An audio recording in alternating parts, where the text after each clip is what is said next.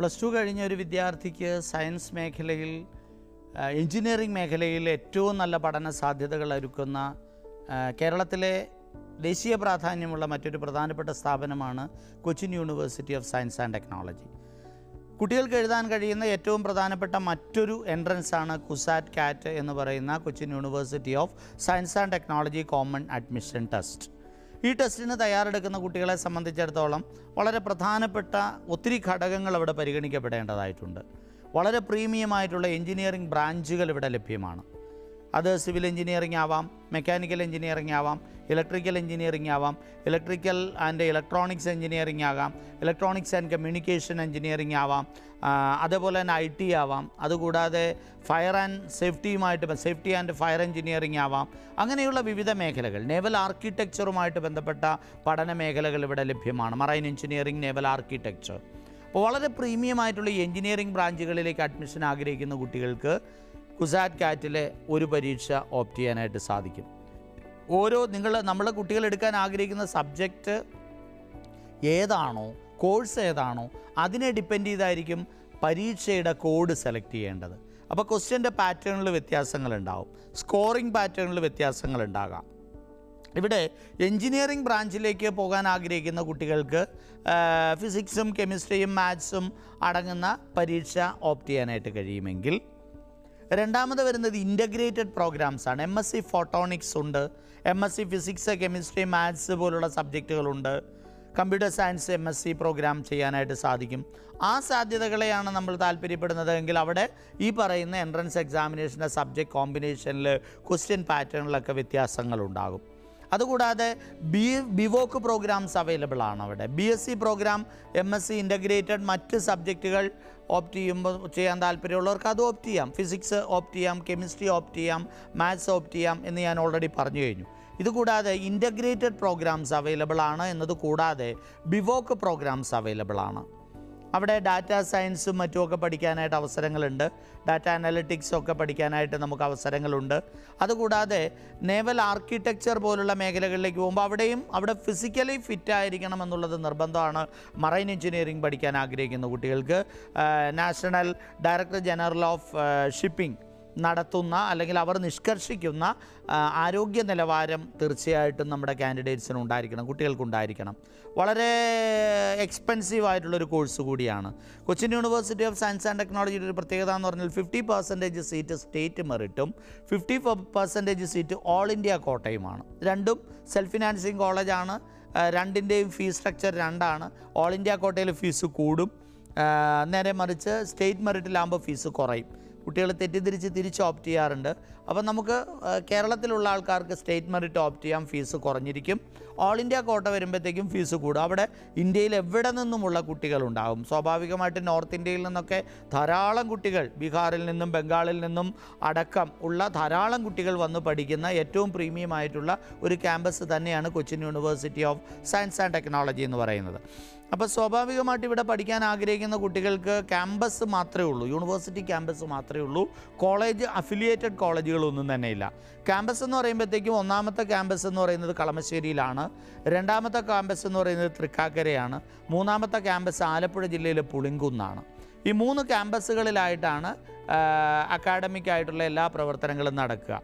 അതിൽ marine engineering പഠിക്കാൻ ആഗ്രഹിക്കുന്ന കുട്ടികൾക്ക്, നേവൽ ആർക്കിടെക്ചർ പോലുള്ള സബ്ജക്റ്റുകളൊക്കെ പഠിക്കാൻ ആഗ്രഹിക്കുന്ന കുട്ടികൾക്ക് തൃക്കാക്കര കോളേജിൻ്റെ ക്യാമ്പസിലായിരിക്കും പഠിക്കാൻ കഴിയുക. എഞ്ചിനീയറിങ്ങും മറ്റ് സബ്ജക്റ്റുകളുമൊക്കെ Kalamassery ക്യാമ്പസിലായിരിക്കും. Pulinkunnu ക്യാമ്പസിലും എഞ്ചിനീയറിങ്ങും fire and safety പോലുള്ള എഞ്ചിനീയറിംഗ് ബ്രാഞ്ചുകളും കമ്പ്യൂട്ടർ സയൻസും ഒക്കെയാണ് അവിടെ ഉണ്ടാവുക. അപ്പോൾ ഈ 3 ക്യാമ്പസുകളിലായിട്ട് നടക്കുന്ന പഠന സംവിധാനത്തെ ഭംഗിയായിട്ട് നമുക്ക് ഉപയോഗപ്പെടുത്താം. അപ്പം എന്ത് പഠിക്കാൻ ആഗ്രഹിക്കുന്നു? ഇനി ഇതല്ല, LLB ഉണ്ട് അവിടെ. ആ 5 ഇയർ ഇൻ്റഗ്രേറ്റഡ് LLBക്കാണ് പോകാൻ ആഗ്രഹിക്കുന്നെങ്കിൽ അവിടെ എൻട്രൻസിൻ്റെ പാറ്റേൺ വീണ്ടും മാറുകയാണ്. എൻട്രൻസിൻ്റെ ഏത് സബ്ജക്റ്റാണോ നമ്മൾ എടുക്കാൻ ആഗ്രഹിക്കുന്നത് എന്നതിനെക്കുറിച്ച് ചിന്തിച്ചിട്ടായിരിക്കണം ഏത് എക്സാമിനേഷൻ്റെ കോഡാണ് നമുക്ക് ഈ കോഴ്സിലേക്ക് ഡിമാൻഡ് ചെയ്യപ്പെടുന്നത് എന്നത് മനസ്സിലാക്കി അതിൻ്റെ ക്വസ്റ്റ്യൻ പാറ്റേണും കൂടെ മനസ്സിലാക്കിയിട്ടായിരിക്കണം നമ്മൾ അപ്ലൈ ചെയ്യേണ്ടത്. മാർക്കിംഗ് സിസ്റ്റത്തിൽ വ്യത്യാസം ഉണ്ട്. അപ്പോൾ അതെല്ലാം പരിഗണിച്ചുകൊണ്ട് ക്വസ്റ്റ്യൻ്റെ എണ്ണത്തിൽ വ്യത്യാസമുണ്ട്, സിലബസിൽ വ്യത്യാസമുണ്ട്, സബ്ജക്റ്റ് കോമ്പിനേഷനിൽ വ്യത്യാസമുണ്ട്. അത് ഈ നിരവധിയായുള്ള കോഴ്സുകൾക്ക് വ്യത്യസ്തമായിട്ടുള്ള സബ്ജക്റ്റ് കോമ്പിനേഷൻ ആയതുകൊണ്ട് നമ്മളവരുടെ പ്രോസ്പെക്ടസ് കൃത്യമായിട്ടത് പറയുന്നുണ്ട്. വളരെ ഈസിയാണത് കണ്ടെത്താനായിട്ട്. നമ്മൾ ആഗ്രഹിക്കുന്ന കോഴ്സ് ഏതാണോ അതിൻ്റെ നേർക്ക് തന്നെ അതിൻ്റെ സിലബസ്, സബ്ജക്റ്റ് കോമ്പിനേഷൻസ് പറയുന്നുണ്ട്. ആ പരീക്ഷ കൃത്യമായിട്ട് എഴുതുകയും പരീക്ഷ എഴുതിയതിന് ശേഷം ഇനി അഡ്മിഷൻ പ്രോസസ്സിലേക്ക് വരുമ്പോൾ Cochin university of science and ടെക്നോളജിയുടെ അഡ്മിഷൻ പ്രോസസ്സ് എന്ന് പറയുമ്പോൾ വളരെ ഒരു ദേശീയ പ്രാധാന്യമുള്ള കേന്ദ്ര സംസ്ഥാന സർക്കാരുകളുടെ വളരെയധികം പ്രോജക്റ്റുകൾ വർക്കൗട്ട് ചെയ്യപ്പെടുന്ന വളരെ മികച്ച ഒരു സ്ഥാപനം എന്ന നിലയിൽ തന്നെ ഇവിടെ പഠിക്കാൻ ആഗ്രഹിക്കുന്ന കുട്ടികൾക്ക് അഡ്മിഷന് 2 സ്ട്രീമാണ് സാധാരണ കണ്ടുവരിക. ഒന്നാമത്തേത് നമ്മൾ മെറിറ്റിൽ അഡ്മിഷനാണ്. ആ മെറിറ്റ് അഡ്മിഷൻ എന്ന് പറയുമ്പോഴത്തേക്കും കംപ്ലീറ്റ് മെറിറ്റ് അഡ്മിഷനാണ്. പക്ഷേ അതിന് 2 സ്ട്രീമുണ്ട്. ഒന്ന്, നമ്മൾ റാങ്ക് ലിസ്റ്റ് തയ്യാറാക്കി ഒരു 4000 റാങ്കിലൊക്കെ വന്നു കഴിഞ്ഞാൽ സ്വാഭാവികമായിട്ട് അഡ്മിഷൻ കിട്ടാനുള്ള പോസിബിലിറ്റി കൂടും. അപ്പോൾ നമുക്ക് ആ റാങ്ക് പ്രകാരം അലോട്ട്മെൻറ്റുകൾ നടക്കും. 1, 2, 3 അങ്ങനെ അലോട്ട്മെൻറ്റ് കഴിഞ്ഞാൽ പിന്നീട് അഡ്മിഷൻ ഫില്ലാകാതെ കിടക്കുന്ന സീറ്റുകളുണ്ടെങ്കിൽ, അങ്ങനെ ഈ കോവിഡ് പാൻഡമിക്കിന് ശേഷം പൊതുവെ അഡ്മിഷൻ ഫില്ലാകാത്തൊരു സാഹചര്യം ഉണ്ടായി കാണുന്നുണ്ട് മിക്കവാറും എല്ലാ സർവകലാശാലകളിലും. അതുകൊണ്ട് തന്നെ സ്പോട്ട് അഡ്മിഷൻ എന്നൊരു സംവിധാനം ആരംഭിച്ചിട്ടുണ്ട്. അപ്പോൾ ഈ സ്പോട്ട് അഡ്മിഷനെ കുറിച്ച് കുട്ടികൾ അറിയുകയും കൃത്യമായിട്ട് സ്പോട്ട് അഡ്മിഷന് വേണ്ടിയിട്ട് അവരുടെ സൈറ്റിൽ കയറി വാച്ച് ചെയ്യുകയും കൃത്യമായ സമയത്ത് അതിന് അപ്ലൈ ചെയ്യുകയും ഡോക്യുമെൻറ്റ്സ് അപ്ലോഡ് ചെയ്ത് കൊടുക്കുകയും വേണം. അങ്ങനെ സ്പോട്ട് അഡ്മിഷന് വിളിക്കുന്ന സമയത്ത് നമ്മൾ ഓൺലൈനും ഓഫ്ലൈനും ഒക്കെ ആയിട്ട് സ്പോട്ട് അഡ്മിഷൻ നടക്കാറുണ്ട്. ചിലപ്പോൾ ഓഫ്ലൈനായിട്ട് നടക്കുന്ന സമയത്ത് നമ്മൾ അവിടെ രജിസ്റ്റർ ചെയ്തിട്ട് അവിടെ പോയിട്ട് വീണ്ടും ഒരു റാങ്ക് ലിസ്റ്റ് തയ്യാറാക്കിയിട്ട് ആ റാങ്ക് ലിസ്റ്റ് പ്രകാരമായിരിക്കും അലോട്ട്മെൻറ്റ് നടത്തുക. അതല്ല എങ്കിൽ അത് കഴിഞ്ഞാൽ വീണ്ടും 1, 2, 3 റൗണ്ടൊക്കെ ആയിട്ട് സ്പോട്ട് അഡ്മിഷൻസ് നടന്നേക്കാം. ആ സ്പോട്ട് അഡ്മിഷനിൽ സ്വാഭാവികമായിട്ട് നമ്മളുടെ റാങ്ക് വിളിക്കുമ്പോൾ നമ്മൾ കൃത്യമായിട്ട് ഏത് കോഴ്സ് ഓപ്റ്റ് ചെയ്യാൻ ആഗ്രഹിക്കുന്നു, അത് ഏത് ഓൾ ഇന്ത്യ ആണോ സ്റ്റേറ്റ് മെറിറ്റ് ആണോ എന്നുള്ളത് തീരുമാനിക്കണം. അങ്ങനെ ഓൾ ഇന്ത്യ കിട്ടിയതിന് ശേഷം വേണമെങ്കിൽ സ്റ്റേറ്റ് മെറിറ്റിന് വേണ്ടിയിട്ട് നമുക്ക് വീണ്ടും സ്പോട്ടിൽ പങ്കെടുക്കാൻ അനുവാദമുണ്ട്. അതേപോലെ തന്നെ നമുക്ക് ഇഷ്ടമുള്ള ബ്രാഞ്ച് കിട്ടിയില്ല എങ്കിൽ ആ ഇഷ്ടമുള്ള ബ്രാഞ്ചിന് വേണ്ടി നമുക്ക് അപ്ലൈ ചെയ്യാനായിട്ട് അനുവാദമുണ്ട്. ഇതെല്ലാം നമുക്ക് ചെയ്യാൻ കഴിയും. അപ്പോൾ അഡ്മിഷൻ പ്രോസസ്സ് എന്ന് പറഞ്ഞാൽ വെറുതെ നമ്മൾ പരീക്ഷ എഴുതി കാത്തിരിക്കുക മാത്രമല്ല, ആ അഡ്മിഷൻ പ്രോസസ്സ് കൃത്യമായിട്ട് അറിഞ്ഞ് കോഴ്സ് ഓപ്റ്റ് ചെയ്ത് അതിൻ്റെ തൊഴിൽ സാധ്യതകളെ മനസ്സിലാക്കി, വളരെ പ്രധാനപ്പെട്ടൊരു ഘടകം എന്ന് പറയുന്നത് ഒരു 75% താഴെ സ്കോറുള്ള ഒരാൾ പോലും പ്ലേസ്ഡ് ആകാതിരിക്കുന്നില്ല എന്നുള്ളതാണ് വളരെ പ്രധാനപ്പെട്ട ഒരു അട്രാക്ഷൻ ഈ ഒരു യൂണിവേഴ്സിറ്റിയുടെ.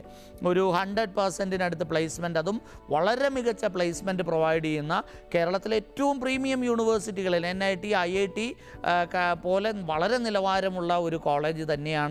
ഇവിടുന്നൊക്കെ ചില കുട്ടികൾ ഈ യൂണിവേഴ്സിറ്റിയുടെ ഒരു നിലവാരത്തെക്കുറിച്ച് ബോധവാന്മാരാകാതെ സ്വാഭാവികമായിട്ടുള്ള പഠനക്രമത്തിൽ നിന്ന് മാറി ഇവിടേക്ക് വരുമ്പോൾ ആ വളരെ അഡ്വാൻസ്ഡ് ആയിട്ടുള്ള സിലബസ് ഫോളോ ചെയ്യുന്നതിനെക്കുറിച്ച് ആദ്യകാലങ്ങളിൽ നമുക്കൊരു ബുദ്ധിമുട്ടുണ്ടായേക്കാം.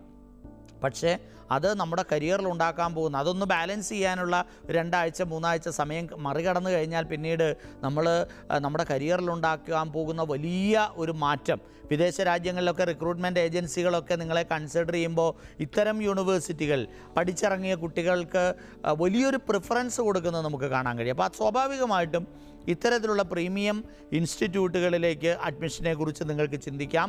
ആ ചിന്തകൾക്ക് വേണ്ടി നിങ്ങൾ വർക്ക് ചെയ്യാനുള്ളൊരു മനസ്സ് കണ്ടെത്തി കഴിഞ്ഞാൽ തീർച്ചയായിട്ടും അത് ഒരു മർച്ചൻ്റ് നേവിയുമായിട്ട് ബന്ധപ്പെട്ട മേഖലയായിക്കോട്ടെ, സേഫ്റ്റിയുമായിട്ട് ബന്ധപ്പെട്ട മേഖലയായിക്കോട്ടെ, മറ്റ് കോർ എഞ്ചിനീയറിംഗ് മേഖലകളായിക്കോട്ടെ, IT ആൻഡ് കമ്പ്യൂട്ടർ സയൻസുമായിട്ട് ബന്ധപ്പെട്ട മേഖലകളായിക്കോട്ടെ, ഫിസിക്സ് അടക്കമുള്ള ബേസിക് സയൻസുമായിട്ട് ബന്ധപ്പെട്ട മേഖലകളായിക്കോട്ടെ, മാത്സുമായിട്ട് ബന്ധപ്പെട്ട മേഖലയായിക്കോട്ടെ, ഇവിടെയൊക്കെ നിയമബിരുദവുമായിട്ട് ബന്ധപ്പെട്ട മേഖല ഉൾപ്പെടെയുള്ള എല്ലാ മേഖലകളിലും നിങ്ങൾക്ക് തിളങ്ങാൻ കഴിയുന്ന മികച്ച ഒരു അന്താരാഷ്ട്ര നിലവാരത്തിലുള്ള സിലബസ് പഠിക്കാൻ അവസരമൊരുക്കുന്ന, നമ്മുടെ കേരളത്തിൻ്റെ ഏറ്റവും ഒരു മെട്രോ സിറ്റിയിൽ ഏറ്റവും മികച്ച ഒരു ക്യാമ്പസിൽ പഠിക്കാൻ അവസരമൊരുക്കുന്ന ഒരു സ്ഥാപനമാണ് Cochin university of science and technology.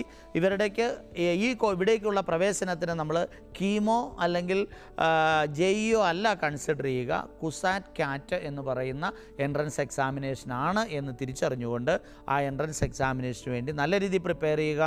നല്ല ഒരു കരിയർ നല്ല മികച്ച ഒരു സ്ഥാപനത്തിൽ നിന്ന് ഡെവലപ്പ് ചെയ്യുന്നതിന് വേണ്ടിയിട്ടുള്ള പ്രവർത്തനങ്ങൾക്ക് തുടക്കം കുറിക്കുക.